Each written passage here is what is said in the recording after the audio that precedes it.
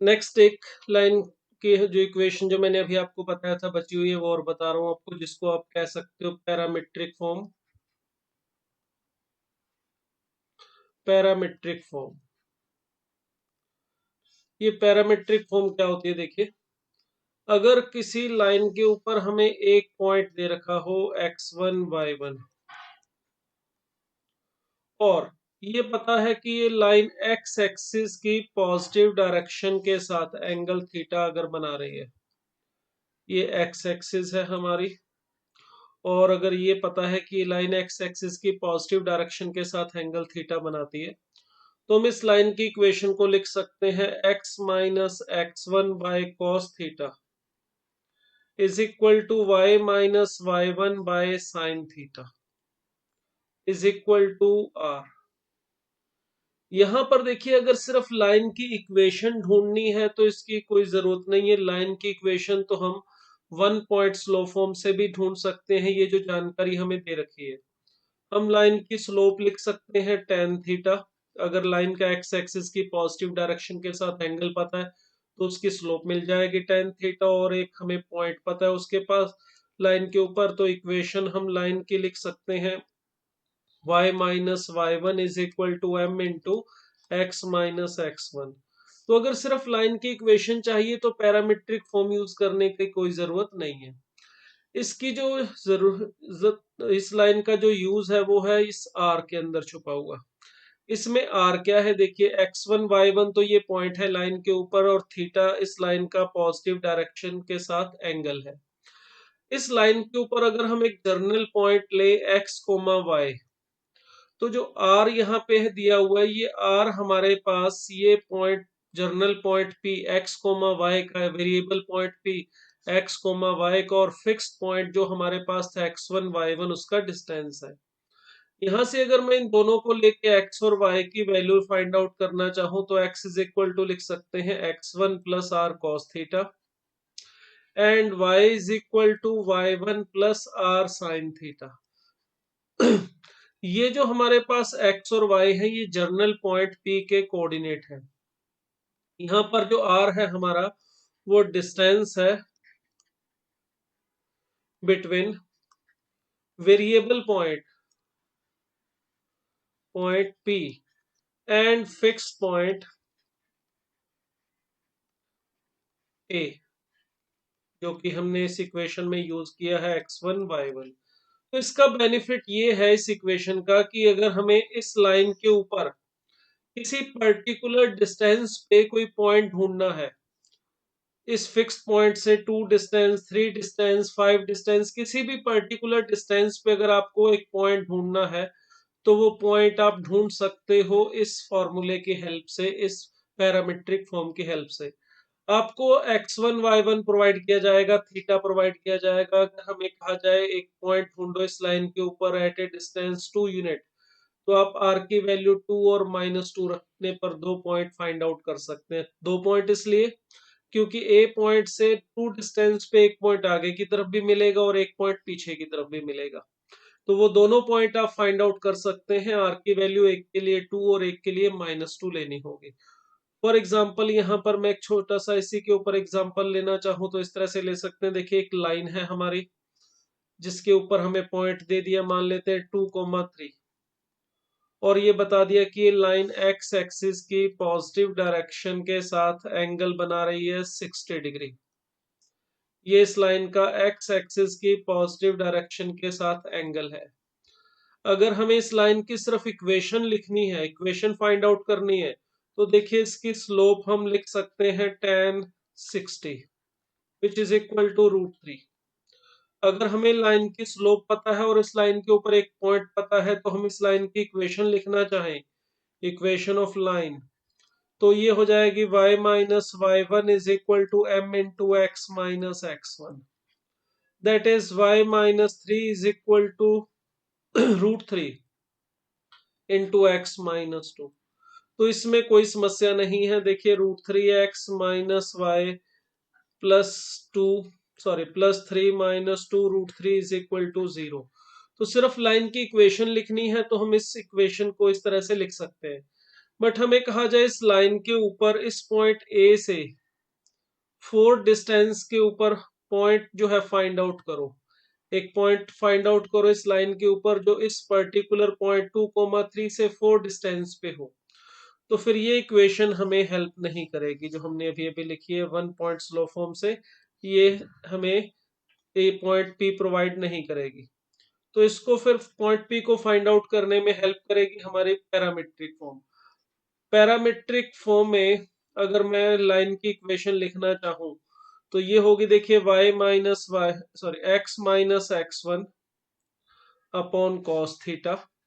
Theta जो है वो इस एक्स एक्सिस के पॉजिटिव डायरेक्शन के साथ एंगल है। y minus y one upon sine theta that is sine 60 degree is equal to r. ये है लाइन की parametric form.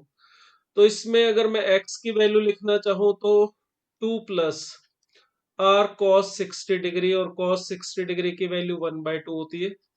y is equal to 3 plus r sine 60 degree, sine 60 degree की value √3/2 होती है।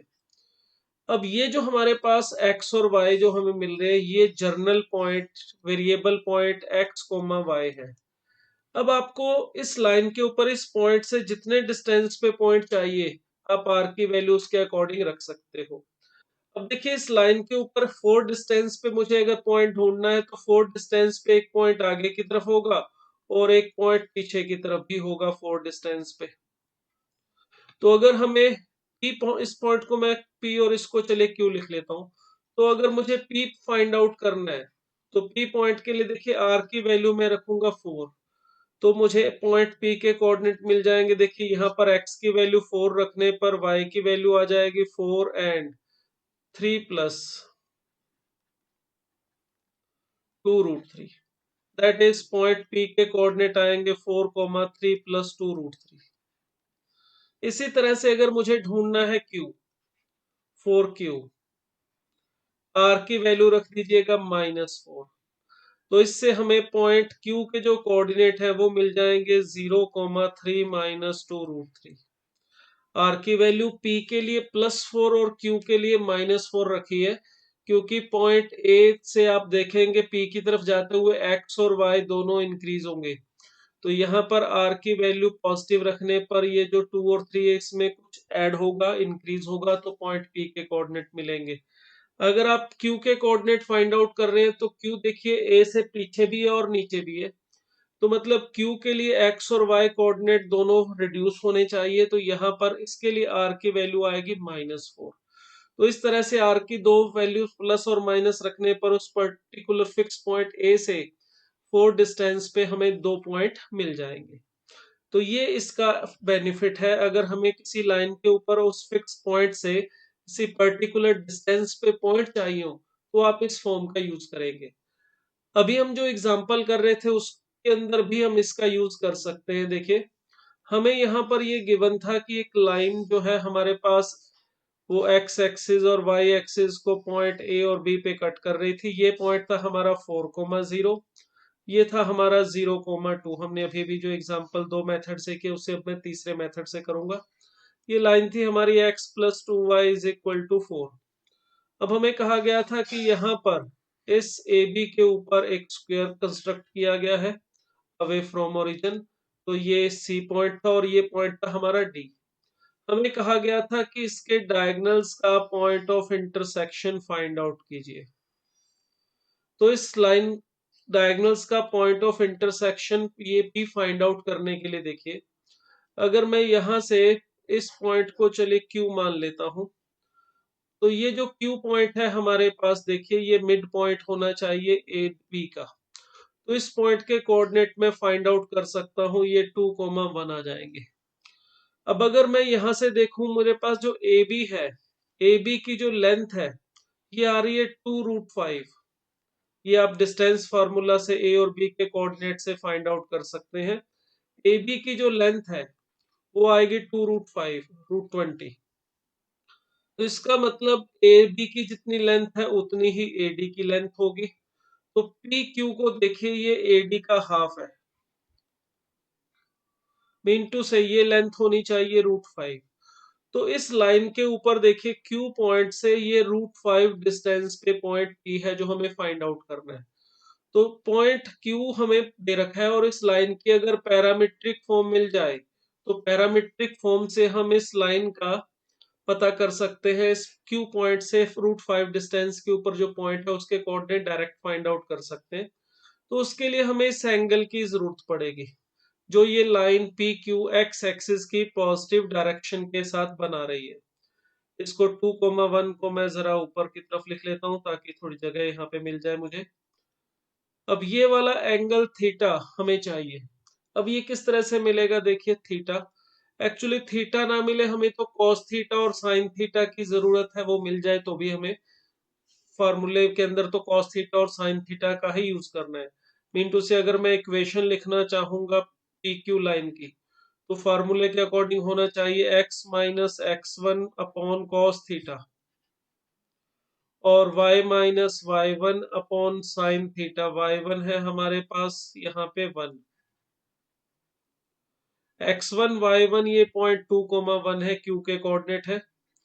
और अगर हमें यहाँ पे कोऑर्डिनेट फाइंड आउट करने हैं पी के तो आर की वैल्यू रखेंगे √5, मगर उससे पहले हमें साइन थीटा और कॉस थीटा की जरूरत पड़ेगी। वो कैसे मिलेगा, देखिए ये एंगल 90 है तो ये जो एंगल है ये एंगल होना चाहिए हमारा 90 माइनस थीटा।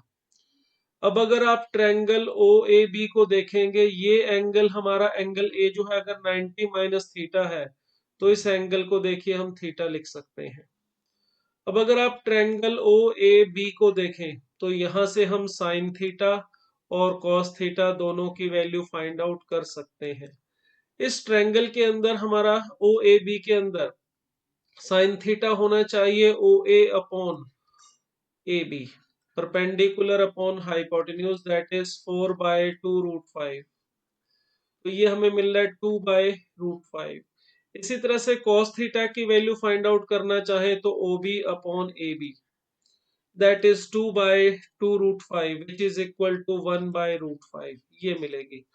तो देखिए यहां से अगर मैं x की वैल्यू लिखना चाहूं तो ये आ जाएगा 2 प्लस आर कॉस थीटा और कॉस थीटा की वैल्यू है √5। इसी तरह से y की वैल्यू आ जाएगी 1 प्लस आर साइन थीटा और साइन थीटा की वैल्यू है 2/√5। तो ये हमने इस लाइन पी क्यू की पैरामीट्रिक फॉर्म लिख ली है। देखिए अगर मुझे P फाइंड आउट करना है तो P के लिए R की जो वैल्यू है वो होनी चाहिए √5 क्योंकि पॉइंट P इस फिक्स पॉइंट Q से √5 डिस्टेंस के ऊपर है। तो देखिए इस x और y के अंदर आप अगर R की वैल्यू √5 रख देंगे तो हमें P के कोऑर्डिनेट मिल जाएंगे 3,3 देखिए।